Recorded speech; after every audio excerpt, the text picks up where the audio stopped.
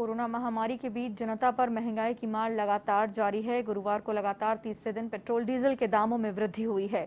Petrol 26 पैसे बढ़कर 97.44 रुपए प्रति लीटर पहुंच गया है, तो वहीं डीजल की 32 पैसे की बढ़ोतरी के साथ 90 रुपए प्रति लीटर पहुंच गया है। और प्रीमियम पेट्रोल की अगर बात की जाए तो प्रीमियम पेट्रोल के दामों में 26 पैसों की बढ़ोतरी हुई है, जिससे प्रीमियम पेट्रोल के दाम 100.49 रुपए प्रति लीटर हो गए हैं।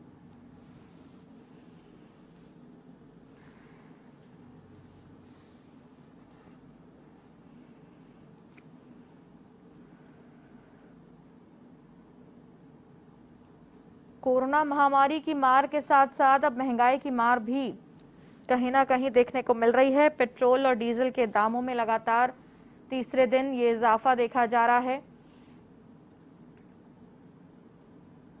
पेट्रोल में 26 पैसे का इजाफा हुआ है, तो वहीं बात की जाए डीजल की तो 32 पैसे की बढ़ोतरी डीजल के दामों में देखी गई है।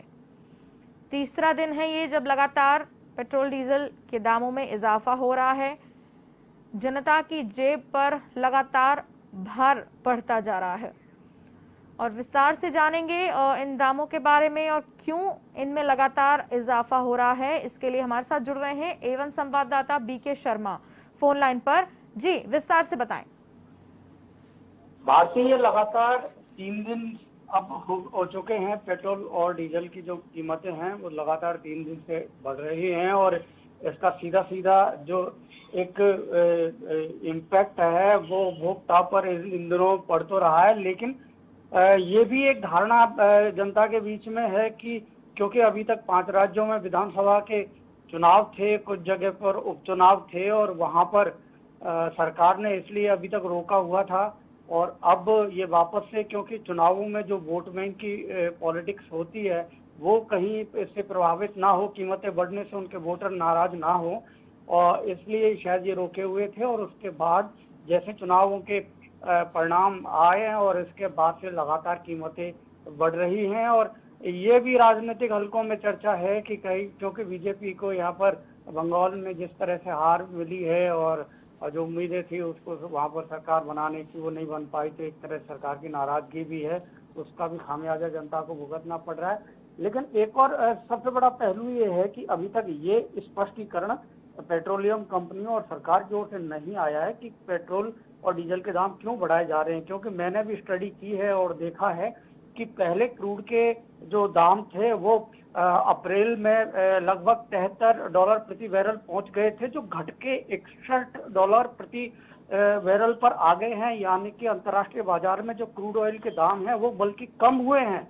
और इसके बावजूद अगर यहाँ हमारे देश में पेट्रोल और डीजल के दाम बढ़ते हैं तो वो समझ से बाहर है और इसके लिए सरकार को जवाब देना होगा कि आखिर इसके पीछे कारण क्या है, क्योंकि इस समय जनता के ऊपर ये अतिरिक्त भार है। उद्योग, व्यापार, काम धंधे, रोजगार सबके ऊपर दबाव है। कोरोना के कारण लोगों का इनकम है, उनकी आय है वो सीमित हो गई है, तो ऐसे में ये एक प्रहार की तरह है जनता के ऊपर। तो ये अभी समझ से बाहर है भारतीय। ये आपने बिल्कुल ठीक कहा कि सरकार को इसका जवाब देना होगा, लेकिन जब तक केंद्र सरकार जवाब नहीं देगी तब तक जनता जवाब दे रही है अपनी जेब से ज्यादा पैसे खर्च कर, जो कि बेहद दुर्भाग्यपूर्ण है।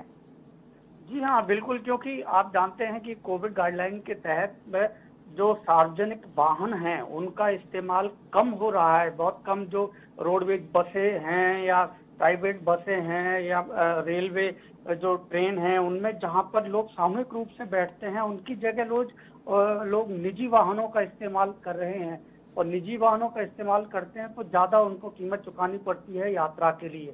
जी। तो ऐसे में पेट्रोल और डीजल की कीमतें बढ़ती हैं तो उनका जो घरेलू बजट है वो इससे सीधा प्रभावित होता है। और ऐसे में जब आय कम है और ये अतिरिक्त और प्रभाव है इसका, अगर कीमतें बढ़ती हैं पेट्रोल और डीजल की तो यह अतिरिक्त भार है। तो ये इस समय जनता को जहां पर सहानुभूति की, सहयोग की जरूरत है सरकार की ओर से, और तो ऐसे में पेट्रोल और डीजल की कीमतें बढ़ाकर ये जनता के साथ एक नाइंसाफी है, एक प्रहार है और एक जनता के ऊपर अतिरिक्त भार है, जो सरकार को इसके बारे में सोचना चाहिए। भारती। जी, तमाम जानकारी के लिए आपका बहुत बहुत धन्यवाद। तो ये थे हमारे साथ एवं संवाददाता पीके शर्मा, फोन लाइन पर थे हमारे साथ, जिन्होंने विस्तार से बताया कि अंतरराष्ट्रीय बाजार में क्रूड ऑयल की कीमतों में लगातार गिरावट हो रही है, बावजूद इसके हमारे देश में पेट्रोल और डीजल के दाम लगातार तीसरे दिन इनमें बढ़ोतरी देखी गई है, जो कि समझ से बाहर है कि क्यों जनता को इस तरीके से त्रस्त किया जा रहा है। एक तरफ कोरोना की मार झेल रहा है पूरा देश, दूसरी तरफ रोजगार ठप पड़े हैं कई जगह, क्योंकि लॉकडाउन है, आंशिक लॉकडाउन है, या फिर जरूरी सेवाओं से ज्यादा कुछ भी खुला हुआ नहीं है। ऐसे में अगर इस तरीके की बर्डन लगातार बढ़ा दिया जाएगा तो जनता कहां जाएगी।